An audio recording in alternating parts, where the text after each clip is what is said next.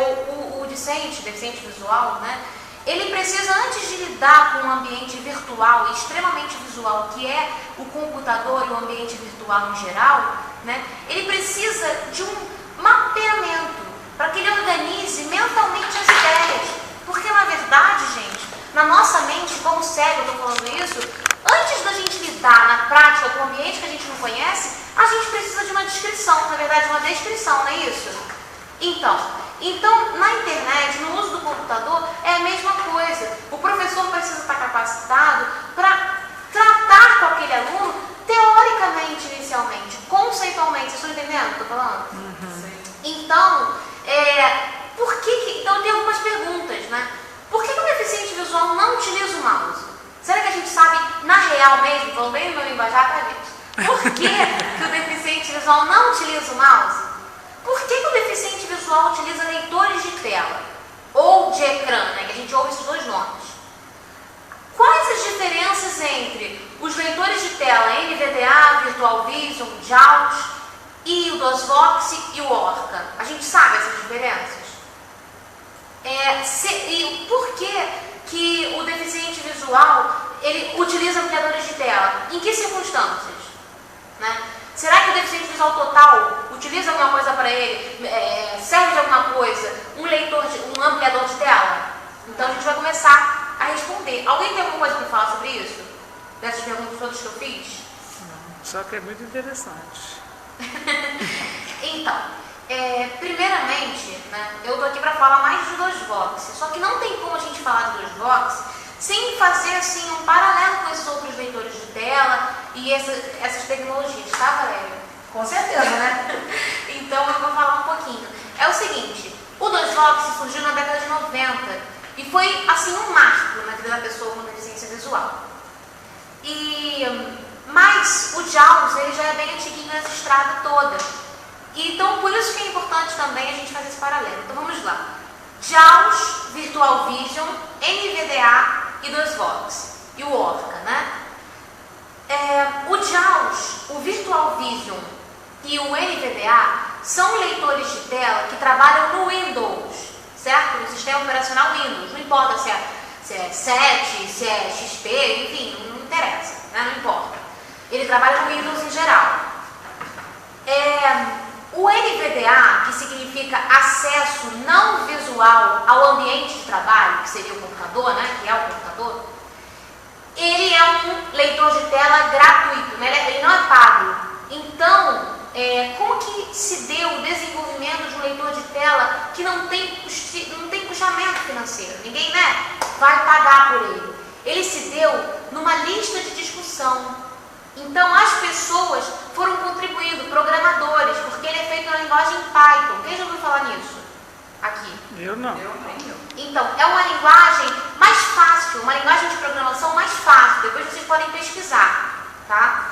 E aí, o que acontece nessa linguagem? Eles foram contribuindo. Um fazia uma melhorinha aqui, mandava para a lista. O outro recebia cá e falava, olha, vou melhorar isso aqui também. E aí o programa foi se fazendo, foi crescendo. Hoje, ele é parecidíssimo com o JAWS. Só que o JAWS e o Virtual Vision são pagos. Aí algumas pessoas falam, mas no Banco Real, Bradesco, enfim, você ganha o Virtual Vision, o tererê. Mas por que você ganha? Você tem uma conta lá, né? O JAWS não tem jeito, é pago, enfim, pago, né? Então, JAWS e Virtual Vision são leitores de tela pagos. O NVDA é um leitor de tela gratuito, não é isso? Os três que eu estou falando aqui, JAWS, Virtual Vision e NVDA, trabalham no Windows, não é isso? No Windows. E a gente tem o Orca. O Orca é um leitor de tela do Linux, que é um sistema operacional também, né, gente? E aí ele é todo gratuito mesmo. Então, é o único sistema operacional que já vem com um leitor de tela. Porque esses outros leitores de tela que eu estou falando aqui, a gente precisa instalar, isso. Só que o Linux, ele vem com Orca, certo? Só você ativar, mas aí você já vem, isso.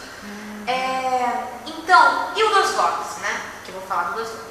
O DOSVox também é gratuito. Ele na verdade, foi desenvolvido pelo núcleo da NCE, na UFRJ, que foi direcionado principalmente pelo professor Antônio Borges, né?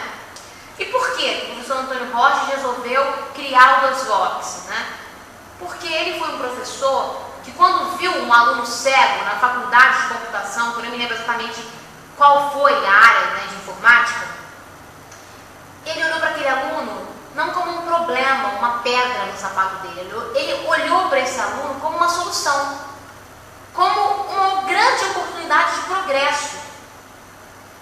Então, isso que eu estou dizendo é muito sério, porque o tempo inteiro, como docentes, né, nós vamos ter esses convites, mediante as dificuldades que a gente encontrar na nossa prática, né, no cotidiano aí da nossa prática docente. Então, sempre, o professor ele tem duas opções. Ou ele aceita aquele aluno no íntimo dele, né, como um professor que acredita no progresso dele e do aluno, e olha para aquele aluno como um cidadão de bem e capaz, ou ele olha para aquele aluno como um problema meramente e resolve deixar de lado para o coordenador, para acima, enfim, né? A gente tem esses dois caminhos. Mas o professor Antônio Borges, voltando a ele, que eu me empolgo falando desse assunto, tá? Ele olhou para aquele aluno como um aluno que poderia gerar progressos, tanto para si mesmo, né, como aluno, quanto para ele, no sentido de que ele iria aprender muito. Então ele criou o DOSVOX, né, na década de 90. O DOSVOX antigamente ele era completamente restrito, ele só funcionava da seguinte maneira: o aluno digitava no teclado e ouvia a letra que ele estava digitando. Só isso. Você imagina o sufoco de um aluno cego que tinha, porque tem gente que acha que o computador para o cego pode estar com qualquer voz, pode ser de qualquer jeito, porque o cego não está vendo mesmo, mas esquece que ele não está ouvindo, né? E que antes de mais nada ele precisa de um material razoavelmente bom, porque ao mesmo tempo que ele está escrevendo, ele está raciocinando. Ele precisa estar tranquilo para pensar, né? Porque ele não é máquina, ele não vai produzir só o movimento, vai produzir o que ele está pensando. Enfim, o Antônio Borges ele criou esse programa.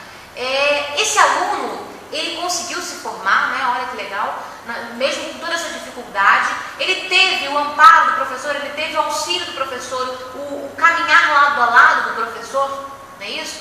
E aí, mais que isso, eles se uniram, fizeram uma equipe que começou a cuidar do DOSVOX. E aí é isso que eu vou mostrar para vocês agora, como é esse DOSVOX hoje e o que a gente pode fazer. Mas até aqui, pelo que eu falei, deu para entender? Muito. Deu. Quem não entender, fala, hein, porque eu falo muito rápido. Não, deu para entender. Terminou? Peraí. Muito tempo. Tá dando para entender agora? De repente, olha gente, a Valéria que é a mestra, ela tem que me